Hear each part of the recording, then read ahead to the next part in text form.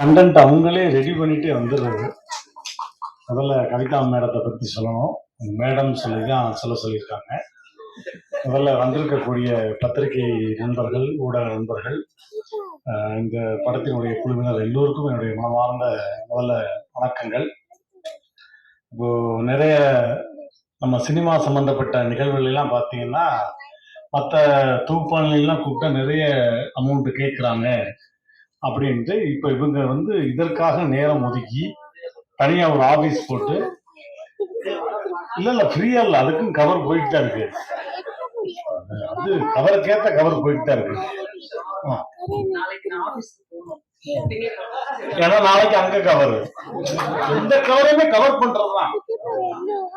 அதனால வந்து பாருங்க, இடையில வந்து டிஸ்டர்ப் பண்ணாதீங்க. முக்கியமான நிறைய இன்னைக்கு வெளுத்து வாங்க வேண்டியது நிறைய கண்டென்ட் நல்லா நிறைய இருக்குங்க.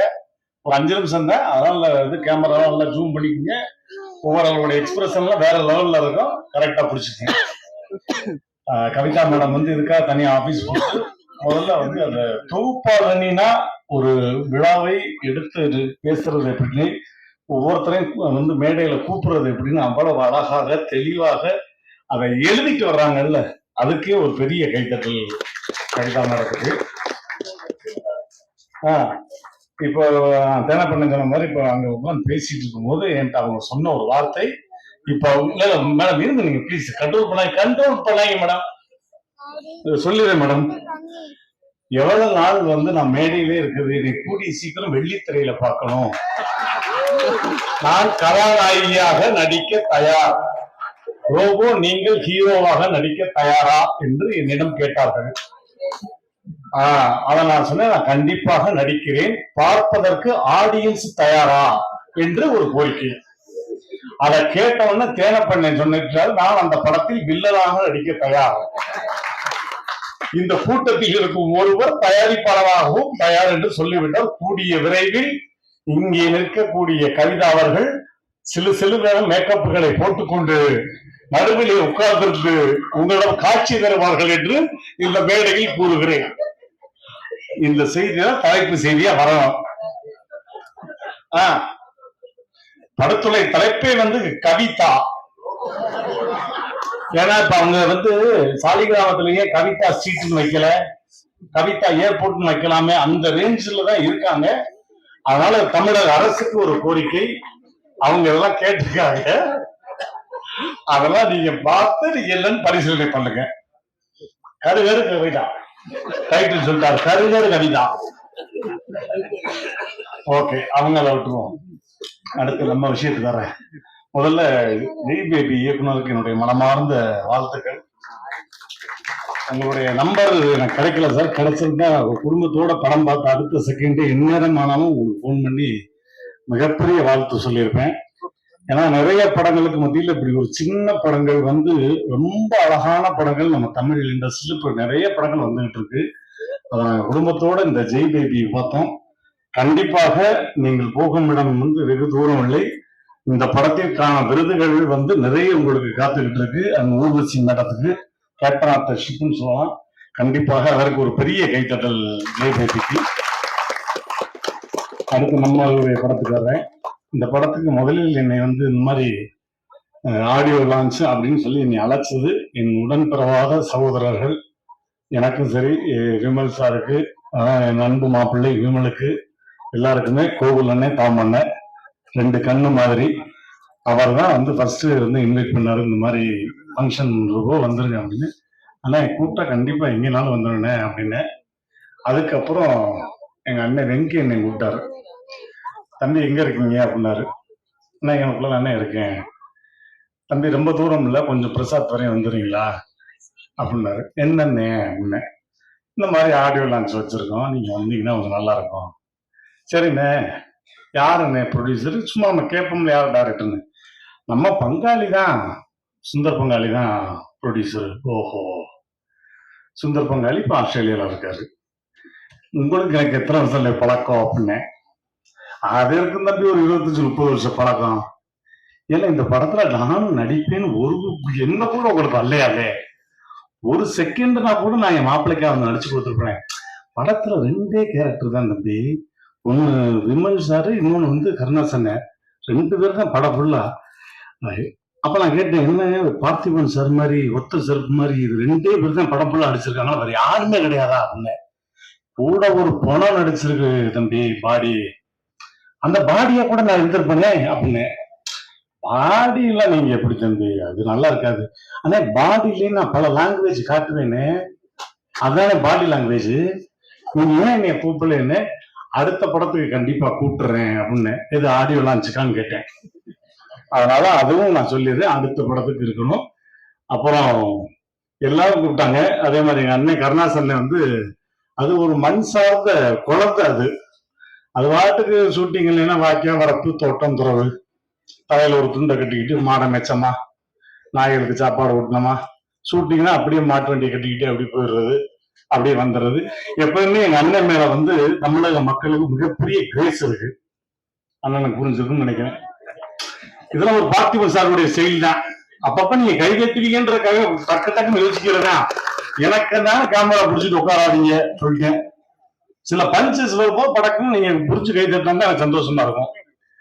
அப்புறம் முக்கியமா தயாரிப்பாளர் சொன்ன இந்த மாதிரி ஆஸ்திரேலியால பங்காளி அவர் தான் ப்ரொடியூசரு, அவர் இப்ப லைன்ல வந்தாரு. இவரை பத்தி சொன்னாரு. அவரை பத்தி முக்கியமான விஷயத்த எங்க அண்ணன் ஸ்நேகன் சொல்லுவாரு. அவர் தமிழ் வராதுன்னு சொல்லி ரொம்ப அழகாக தமிழ்ல ரொம்ப சிறப்பா சொன்னாரு. கண்டிப்பாக நியூசிலாந்து வந்து உங்களுடைய கனவுகளோடு எங்களுடைய கலைத்தாய் உங்களை இங்க இழுத்துட்டு வந்திருக்கானா, நீங்கள் போகும் இடம் வெகு தூரம் இல்லை, இன்னும் நிறைய உயரம் இருக்கு உங்களுக்கு. அதற்கு எங்களுடைய தமிழ் இண்டஸ்ட்ரியில பக்கபலமாக எத்தனையோ பேர் இருக்கிறார்கள். அதற்கு மிகப்பெரிய வாழ்த்துக்கள் அப்படின்னு. எப்படி மாப்பிள்ளையும் பங்காளியும் எப்படி ஒரு பார்க்கலாம்னு, கிளாஸ்மேட்டு அப்படின்னாங்க. அப்படி ஒரு கிளாஸ்மேட்டுன்னா என்ன கிளாஸ்மேட்டு அப்படின்னு, ஸ்கூல்ல படிப்பாங்கல்ல அந்த மாதிரி கிளாஸ்மேட்டு அப்படின்னா. அப்ப நான் சொன்னேன், இந்த மாதிரி கிளாஸ்மேட்டா இருக்காது, நீங்க கிளாஸ்ல தான் ஆரம்பிச்சிருக்கீங்க, ஃபுல்ல இருக்கீங்க. அதாவது படம் ஃபுல்லா முடிஞ்சிருக்கு. இதற்கான போதை ஒரு கலைஞனுக்கு முக்கியமான போதையே கைத்தட்டல் தான். அந்த கைத்தட்டலும் எனும் போதை கூடிய விரைவில் இந்த படத்துக்கு வரும். அப்ப நீங்க என்ஜாய் பண்ணுவீங்கன்னு அப்படின்னு ரொம்ப சந்தோஷப்பட்டாப்புல. கடைசியா இப்ப மாப்பிள்ளைக்கு வர்றேன். மாப்பிள்ளை சும்மா பேசினாலே காது கேட்காது. இது உடம்பு வேற சரியில்லையா? இல்லைங்க, எனக்கு ஒரு மனம் வருத்தம். எல்லாரும் கூப்பிட்டீங்க, என் வீட்டுல நல்லது கெட்டதுன்னா முதல்ல என் மாப்பிள்ளை நிப்பாப்புல. மாப்பிள்ளை வீட்டுல நல்லது கெட்டா முதல் ஆளா நான் நிற்பேன். இப்படி ஒரு ஆடியோ லான்ச்சுக்கு வந்து மாப்பிள்ளை இன்ன வரைக்கும், இந்த செகண்ட் வரைக்கும் கூப்பிடாம இருக்காருங்க அப்படின்னு ஒண்ணு அவர் சொன்ன ஒரு பதில், உன் வீட்டு ஃபங்க்ஷனுக்கு உன்னை இன்வைட் பண்ணணுமா அப்படின்னாரு. அப்படியே பாரதி ராஜா படம் மாதிரி சலா சலா சலா நடிச்ச மாதிரி இருந்துச்சு. அது மாதிரி இது எங்களுடைய வீட்டு குடும்ப விழா, அதுக்கு அழைப்புதலே தேவையில்லை. சரி பேசிடலாமே அப்படின்னு வந்து போன் பண்ணா, கவிதா மேடம் சொன்ன மாதிரிதான், அவர் நார்மலா பேசினாலும் நான் நிறைய பேர் சொல்லியிருக்கேன் உங்களுக்கு. மாப்பிள்ள எங்க இருக்கீங்க? என்ன இருக்கோம்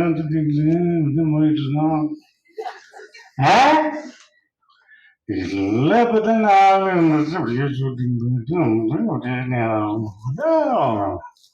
புரிஞ்சு வச்சு மாப்பிள்ள வச்சிருக்கேன். இப்ப இவருக்கு உடம்பு வேற சரியில்லைன்னா சும்மாவே என் வாயை தூக்கி அவர் காதல வைக்கணும். இப்ப என் உடம்பையே தூக்கி அவர் காதல வைக்கணும். ஆமா மாமா, காலையில இருந்து உடம்பு முடியல, வயசான இருக்கு.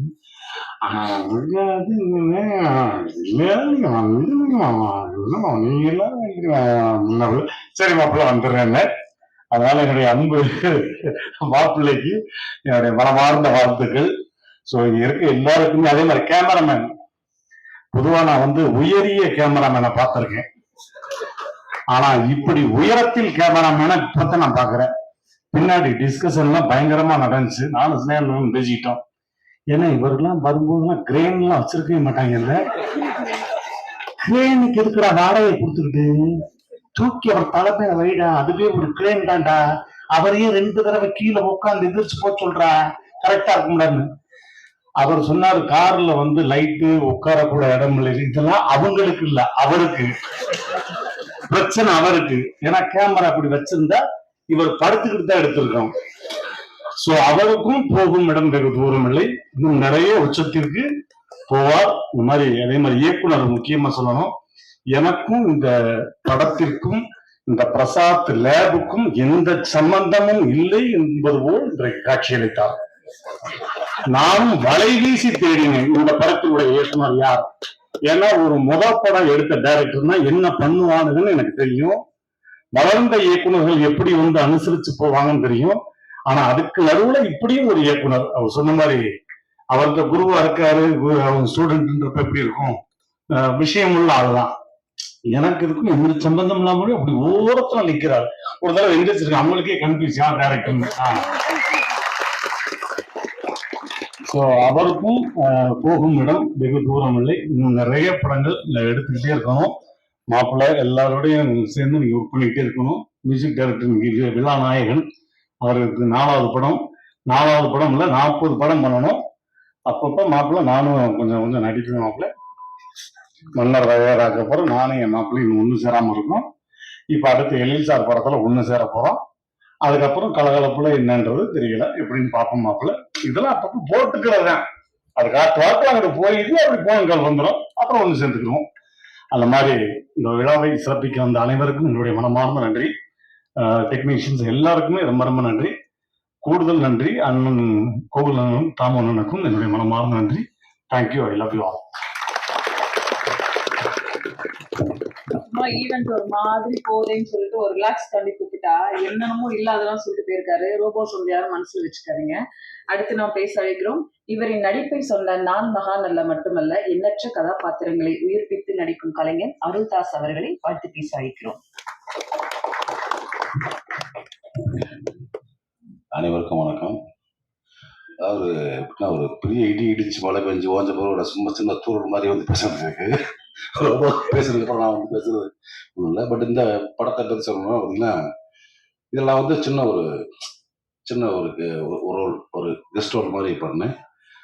வெங்கடேஷ் மாமா தான் கூப்பிட்டாப்புல, இந்த மாதிரி நம்ம சுந்தர் படம் பண்ணுறாப்புல, ஒரு ஃப்ரெண்டு ஒருத்தர் ஆஸ்திரேலியா நியூசிலாண்டில் இருக்காரு, அவங்க தான் தயாரிக்கிறாங்கன்னு சொல்லிட்டு சரி அதுக்கப்புறம் அப்புறம் மைக்கேல் பெருசாக அறிமுகம் கிடையாது, ஷூட்டிங் ஸ்பாட்டில் தான் பார்த்தேன். ரொம்ப ஒரு அருமையான ஒரு டைரக்டர். ஒரு ஆர்டிஸ்ட்டுக்கு வந்து சீனை எவ்வளோ அழகாக எக்ஸ்பிளைன் பண்ணி வேலை வாங்கணும்னு ரொம்ப பல படங்கள் பண்ண ஒரு இயக்குனர் எப்படி இருப்பாங்களோ அந்த மாதிரி இருந்தார்.